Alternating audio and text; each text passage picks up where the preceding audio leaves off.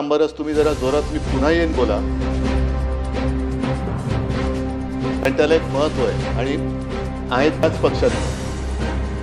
मला अंबादासजींचं कौतुक ऐकायला फार बरं वाटतं, कारण काही जण असे आहेत की आज कौतुक करत जरी असले तरी जेव्हा मी अंबादासना उमेदवारी दिली तेव्हा जरा त्यांचे चेहरे वेगळे होते.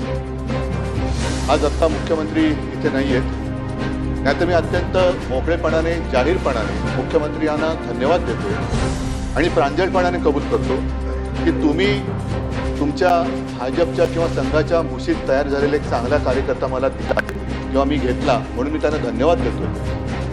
आता हे धन्यवाद जसे मी त्यांना देतोय तसे ते मला धन्यवाद देऊ शकतील की नाही, कारण माझ्याकडनं जे त्यांनी घेतलेत त्यांना आज सकाळी अंबादासजीने जे आंदोलन केलं ती भेटवस्तू द्यायची आहे, तो भाग वेगळा. पदं येतात आणि पदं जातात, पण शेवटी जनतेच्या मनामध्ये आपली प्रतिमा काय म्हणून राहते हे आपल्या आयुष्याचं फलित असतं. अनेक जण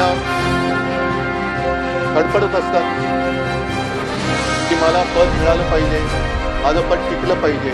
पद टिकवण्यासाठी म्हणजे आता जसं उल्लेख झाला की अंबादास सोन्याचा चमचा घेऊन जन्माला आला नाहीत, पण भरलेल्या ताटाची प्रतारणा पण केली नाही.